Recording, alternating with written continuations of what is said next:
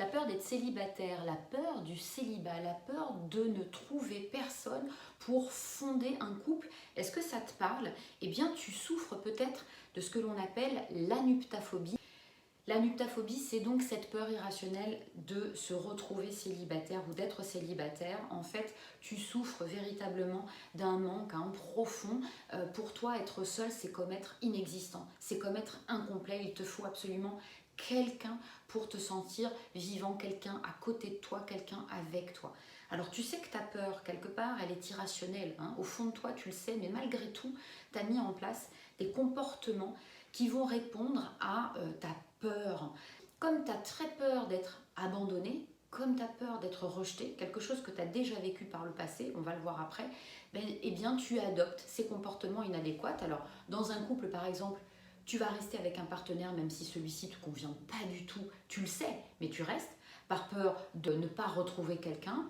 Et puis, si tu es célibataire, alors là c'est complètement panique à bord, il faut absolument que tu trouves quelqu'un, donc à la limite le premier qui va être ok, hop, c'est pas toi qui le choisis, hein, c'est ta peur justement qui s'en occupe à ta place. Tu vas te retrouver dans des situations qui vont être complexes, dans des relations difficiles qui peuvent parfois se révéler toxiques, voire destructrices.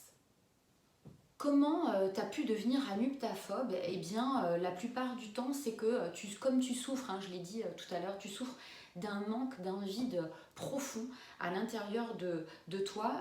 Ce manque, tu cherches désespérément à le combler parce qu'il est insupportable, il te fait énormément souffrir. Donc, tu vas développer et surdévelopper ce qu'on appelle la dépendance affective. Tu souffres aussi certainement d'une mauvaise ou d'une mésestime de toi. Tu te donnes trop peu de valeur. Tu as aussi la plupart du temps de vraies difficultés à répondre à la question que moi je pose en séance quand on se voit la première fois et qu'on est dans ce cas. C'est cette fameuse question de qui suis-je. Si tu as du mal à répondre, c'est peut-être aussi que tu as une sorte de crise, de problématique identitaire à régler. Alors comment t'en es arrivé là? Eh bien il y a toujours une explication, il y a toujours une explication rationnelle à nos peurs irrationnelles. C'est peut-être une blessure qui a été causée dans l'enfance, un traumatisme lié au divorce de tes parents. C'est peut-être aussi un traumatisme lié à un rejet, un abandon ressenti parce que tu as été gardé par une tante, une nounou, une grand-mère, mais que tu as été séparé pendant un temps de tes parents. Même si c'était dans ta toute petite enfance, hein, ta psyché, elle a incorporé ça comme un abandon ou même un rejet. Tu as peut-être subi une rupture, une rupture traumatisante, une relation qui se passait et puis qui s'est arrêtée et qui a causé une vraie difficulté chez toi.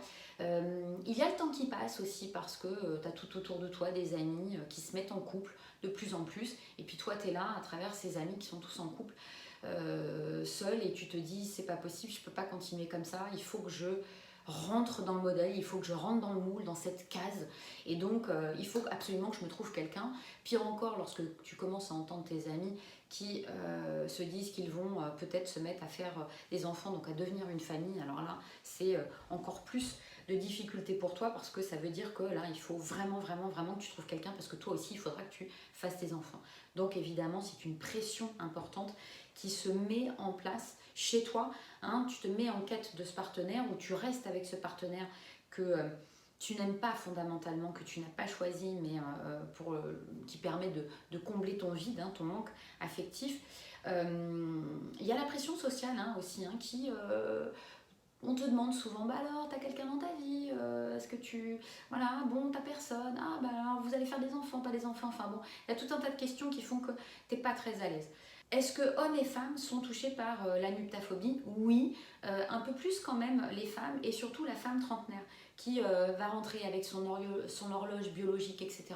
dans ce schéma difficile de oh, mince, il faut absolument que je réponde à cette fameuse pression sociale, que je rentre dans ce moule-là parce que c'est comme ça qu'on a toujours fait. Bon, évidemment, non, c'est pas comme ça qu'on a toujours fait, c'est ce qu'on nous fait croire et tu as le droit d'avoir ton propre choix.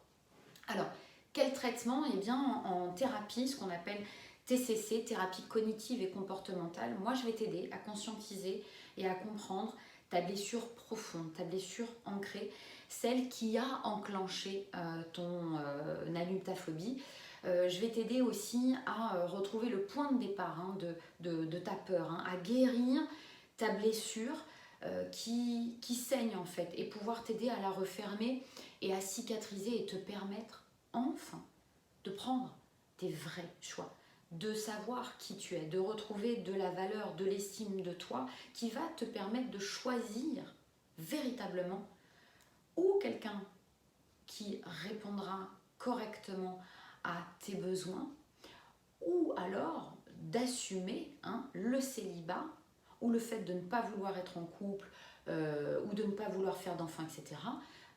Un choix assumé sans culpabiliser, sans te dire que ce n'est pas bien et que tu dois faire autrement. Si cette vidéo elle t'a aidé, tu la likes, tu la partages, tu la commentes, allez n'hésite pas et puis je te répondrai. Et au besoin, eh bien, une séance en cabinet ou bien en visio, eh bien, tu n'hésites pas non plus à te renseigner. Pour cela, je suis disponible. Allez, bon courage et puis peut-être à bientôt. Ciao!